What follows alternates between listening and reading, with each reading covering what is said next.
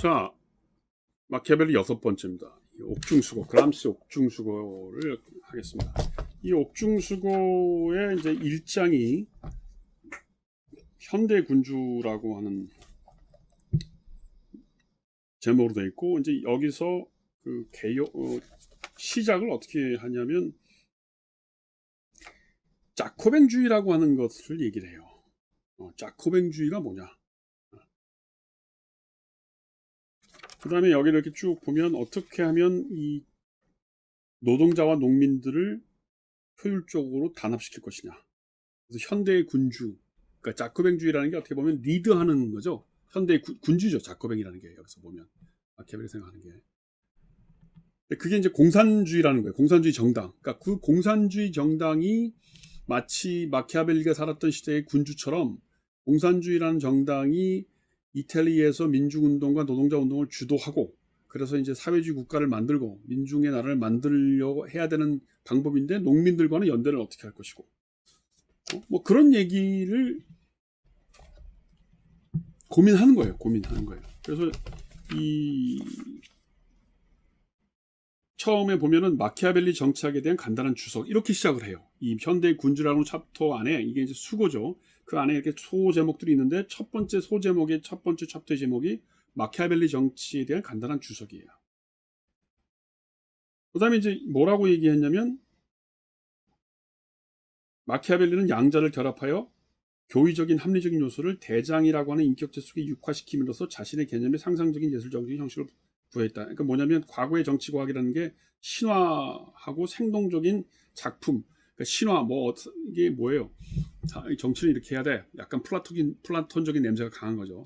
선정이라는 건 이런 거야라고 하는 것과 그 다음에 아주 구체적인 현장 정치에서 정치를 어떻게 해야 되는지는 기교 이 두 가지를 다 종합했다라고 하는 것이 그람시의 마키아벨리에 대한 평가예요. 그러면서 뭐라고 이제 얘기를 하냐면 이때의 대장이라는 건 뭐예요?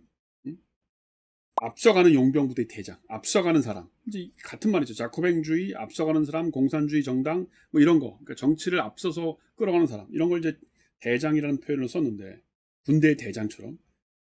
이때의 대장은 집단의지 상징을 가공적이고도 신인 동형 동설설적으로 보여주는 것이다. 이 말이 어렵죠. 집단의지란 말은 뭐 이제 여러 민중들 혹은 뭐 노동자와 농민들을 합치는 그런 걸 집단의지라고 하겠지만 신인 동형 동설설이라는 게 뭐예요? 인간과 신의 어떤 양면. 이게 나중에 헤게모니 개념을 설명할 때 다시 등장하는데 반인만마의 센타워라는 말을 써요. 신과 이 인간의 몸과 말의 몸, 말의 다리 같은 걸 같이 한 그런 신이 있죠. 그런 거 왜 밑에는 다리는 말이고 위에는 인간의 몸한 그런 신이 있단 말이에요. 그리스 신화에 보면 이제 그런 것처럼 이 현대에서의 공산주의 운동 혹은 현대에서의 권력이라고 하는 것은 그런 물질적이고 조합주의적인 면, 그걸 경제적인 토대죠. 그다음에 어떤 도덕적이고 문화적인 어떤 지적인 동의 이 두 가지를 다 얻어야 된다야만 집단 의지가 실현되고 그래서 옛날에 마키아벨리가 얘기했던 것처럼 군주의 정치가 성공한다. 그게 비루다 이렇게 설명을 하는 거예요. 그게 신인 동형 동설설이라는 겁니다. 그걸 마키아벨리에서 나는 봤다고 보는 거예요. 그래서 여기 보면은 133페이지에 보면 이 지금 제 판본이 이겁니다. 판본이 이게 옛날 판본이 조금 새로 나온 게 있는데 새로 나온 판입니다. 133페이지 다시 말해 마키아벨리 자신이 그들의 의식으로 된 민중이며 자신이 그들의 표현인 것처럼 느끼는 그 민중이며 스스로 그들과 똑같다고 느끼는 민중이다. 이게 뭐예요? 이게 진정한 의미에서의 정치적 비루투가 지향해야 될 한 대상이라는 거죠. 그러니까 뭐 군대를 만들고 조직을 만들고 이런 것들도 군주론에서 중요하지만 1930년대에 감옥에 있었던 그람시의 눈에 보기에는 내가 마키아벨리 군주를 다스릴 두니까 민중의 의지를 어떻게 포착하고 그거를 응집해낼 것이냐 이게 제일 중요한 관건이라고 보는 겁니다.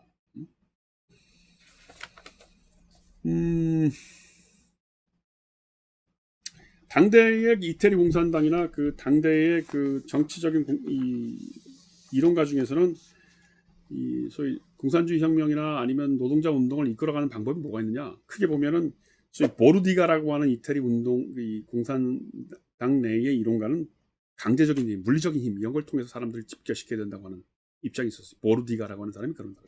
여기 나오는 이름입니다. 그다음에 타스카라고 하는 사람은 아니다. 민중들의 어떤 자발적인 동의를 끌어내는 것이 중요하다. 이렇게 두 가지가 이 소위 대립하고 있었는데 막 이 그람시 입장에서 이 두 가지를 전부 다 고민을 해야 된다라고 하는 게 이 책의 기본적인 아이디어입니다. 기본적으로. 그래서 이 마키아벨리가 계속 고민했던 것처럼 그람시도 어떻게 하면 근대 국가를 만들어내고 어떻게 하면 사회주의 국가를 완성시킬까, 이게 그람시의 고민이에요. 그래서 그걸 한마디로 얘기하면 개인의 의지와 행위를 집결해서 새로운 사회 구조를 만드는 게 중요하다.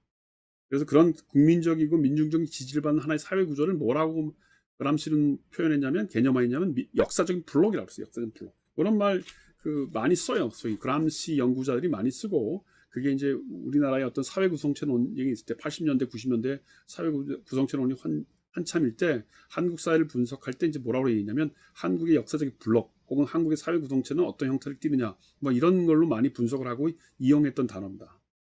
히스토리컬 블록이라는 말을 썼습니다.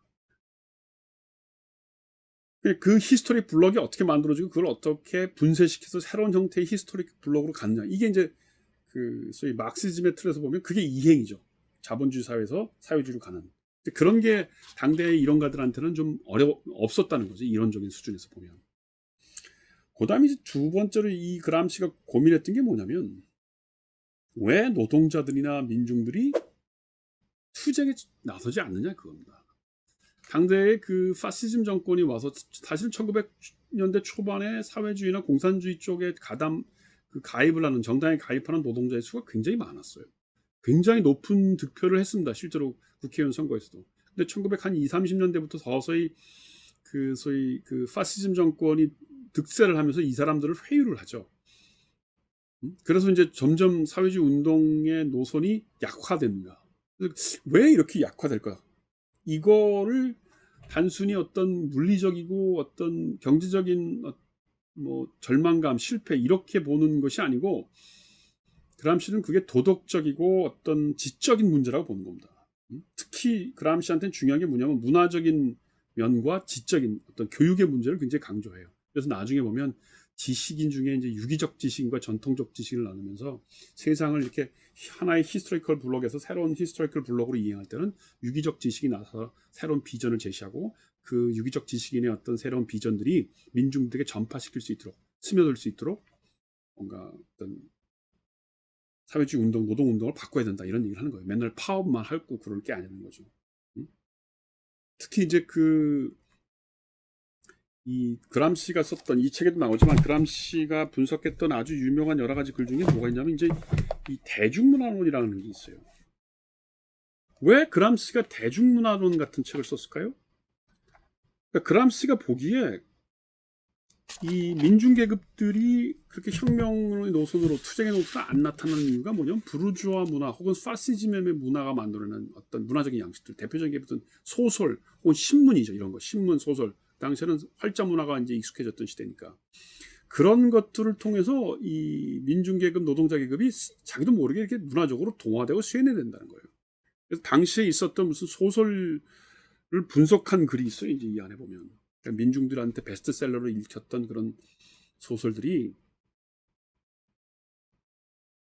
그 어떤 민중적인 정체성이나 지향을 무력화시키고 부르주아적인 삶을 이렇게 선망하도록 만드는 뭐 그런 역할을 한다는 거예요. 그래서 뭐 예를 들면 몬테크리스토 백작 같은 도설 같은 거를 예를 들면서, 그게 어떻게 보면 어떤 투쟁의 의식보다는 어떤 부르주아적인 어떤 일확천금의 꿈을 꾸고, 뭐 어떤 뭐 남자로서의 신데렐라 컴플렉스라고 할까요? 남자 신데렐라 컴플렉스 같은 그런 거를 만들어내서, 나도 뭔가 이 부르주아처럼 한번 귀족이 돼보고 싶다, 뭐 이런 꿈을 갖게 만든다. 오늘날식으로 얘기하면 이제 이 문화적인 기제를 통한 주체의 어떤 양상이죠. 이게 소위 알투세나 푸코, 제가 할 때 다시 한번 얘기를 하지만, 이 소위 그람시가 얘기하는 대중문화에 대한 비판적인 분석이라는 게 사실은 1960년대 70년대의 기호학적인 분석이라든가, 워밍잉 하파의 기호학적인 분석이라든가, 아니면 포스트 모던, 프랑스 포스트 모던의 알투세, 뭐 그전에 롤랑 바르트, 알투세, 푸코 이런 사람들이 어떤 문화 분석을 한 것에 어떤 선구자적인 역할을 한 거죠. 그래서 사실은 알투세가 그람시를 굉장히 많이 강조합니다. 소위 헤게모니 개념을 새로운 방식으로 재해석해서 뭐 알투세가 이데올로기 국가정체라는 말을 만들어내고 하는 건데, 어떻게 보면 그러니까 20세기 문화 연구에 굉장히 중요한 공헌을 했던 게 알투스 그람시죠. 근데 그람시는 뭐 구체적인 어떤 기호학적인 테크닉이나 뭐 그런 역사적인 테크닉이 있는 건 아니지만 하여튼 문제의식으로 이렇게 민중들이 이런 식으로 해서 포섭당하는구나 그런 걸 보여준 거예요. 사실은 대단히 중요한 역할을 한 거죠. 일단 여기서 끊고 가겠습니다.